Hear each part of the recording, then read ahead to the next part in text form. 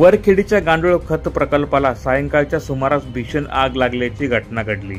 या आगीमध्ये गांडूळ खत प्रकल्पाचे मोठ्या प्रमाणात नुकसान झाल्याची माहिती समोर आली आहे। तर आजूबाजूच्या शेतकऱ्यांच्या शेतीचे देखील मोठ्या प्रमाणात नुकसान झालं आहे। आग लागल्याची माहिती मिळताच मनपाच्या अग्निशामक दलाकडून मोठ्या शर्थीचे प्रयत्न करत आग आटोक्यात आणण्यात आली। मात्र आग नेमकी कशामुळे लागली हे मात्र स्पष्ट होऊ शकले नाही।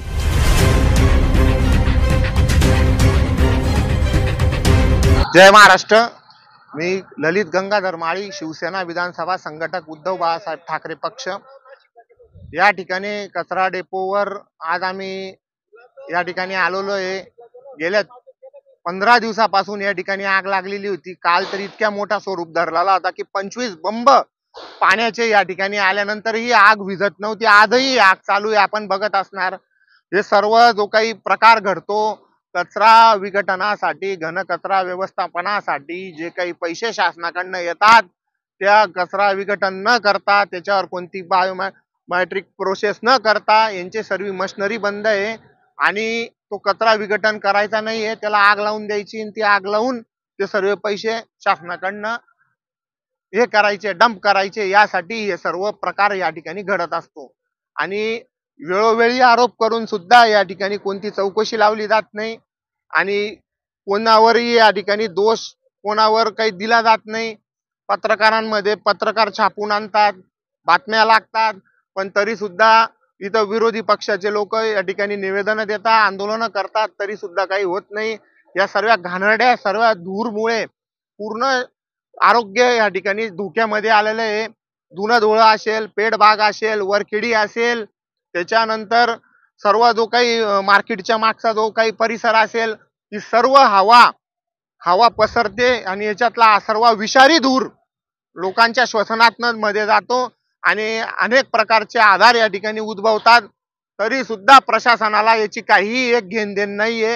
यांना फक्त पैसे भ्रष्टाचार करण्यासाठीच या ठिकाणी हा कचरा डेपो आहे असंच ते समजतात, असा आमचा स्पष्ट आरोप आहे। याची चौकशी झाली पाहिजे।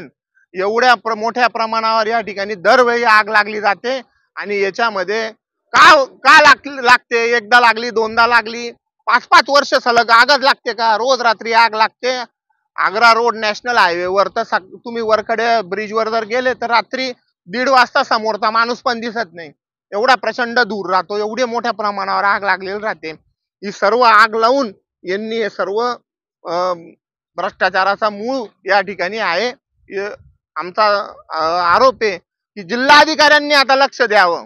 आयुक्त तर लक्ष देऊच शकत नाही, विभागीय आयुक्तांनी लक्ष द्यावं आणि मंत्रालयात जे काही सचिव असतील या डिपार्टमेंटचे त्यांनी लक्ष द्यावं आणि यांच्यावर कठोर कारवाई करावी, अशी आमची शिवसेना उद्धव बाळासाहेब ठाकरे पक्षातर्फे आमची मागणी आहे। जय हिंद, जय। नमस्कार, मी पत्रकार व्यंगचित्रकार राजेंद्र सोनार।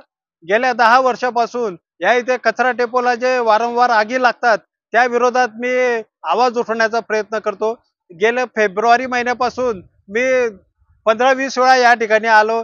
रात्री 11 वाजता सुद्धा आम्ही आगी लागल्याच्या घटना कॅमेऱ्यात कैद केल्या। जे आगी लावतात त्यांचे व्हिडिओ मनपाला दिले। मनपाने फक्त अज्ञात व्यक्तीच्या विरोधात गुन्हा दाखल केला व त्यावरती पुढे काही कारवाई झालेली नाही। आगी लावणाऱ्या व्यक्तीचा व्हिडिओ असताना त्या ठिकाणी मनपाने कोणतीच कारवाई केली नाही किंवा पोलिसांच्या मागे लागून हे प्रकरण तडीत जावं असं मनपालाही वाटलं नाही, कारण या ठिकाणी काहीतरी झोल दिसतोय।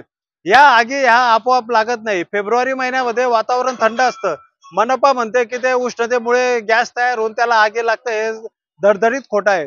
संपूर्ण महाराष्ट्रात प्रत्येक गावामध्ये कचरा डेपो आहे व असं जर उष्णतेमुळे आगी लागल्या असत्या तर पेपरमध्ये रोज बातम्या आल्या असत्या। पर याचा आगीचा असा वाईट हे होतो, या ठिकाणी प्लॅस्टिक असतं, ते प्लॅस्टिक मोठ्या प्रमाणात जळतं। त्या प्लॅस्टिकच्या धुरामुळे लहान मुलांवरती, म्हणजे कमीत कमी 5 किलोमीटर परिसरामधील लहान मुलं असतील, वयस्क लोक असतील, त्यांना फुफ्फुसाचा त्रास वाढतो, डॉक्टरकडे जावं लागतं, त्यांचं आयुष्यमान कमी होतं। हा जो प्रकार आहे हा गंभीर आहे। पर्यावरणाचं मोठं नुकसान याच्यामध्ये होत आहे आगी लागल्यामुळे। तर महाराष्ट्र सरकारने याच्यावर कडक पावले उचलून या संबंधित लोकांवरती मकोका लावून आगी लावणाऱ्या लोकांवर कारवाई केली तर हा प्रकार बंद होईल। गेल्या अनेक वर्षांपासून वरखेडी रोड भागातील कचरा डेपोसह इतर भागाला आग लागल्याच्या वारंवार घटना घडत आहे। नेमक्या आग कशामुळे लागत आहे? आग लागत आहे की लावली जात आहे असा प्रश्न या निमित्ताने उपस्थित होत आहे। याबाबत पत्रकार राजेंद्र सोनार व शिवसेनेचे ललित माळी यांनी या आगीमागचं नेमकं गौड बंगाल काय ते शोधण्याचा प्रयत्न केला। आग लावणाऱ्यांचे व्हिडिओ देखील मनपा प्रशासनाला दिले, मात्र मनपा प्रशासनाने ज्या विघ्न संतुष्टी लोकांविरोधात गुन्हा दाखल करण्यास टाळाटाळ का केली, त्यांना पाठीशी घालण्याचं कारण काय, या कटात मनपाचे अधिकारी व कर्मचारी देखील सहभागी आहे का, असे अनेक प्रश्न या निमित्ताने उपस्थित होत आहे। मात्र मनपा प्रशासनाने वेळीच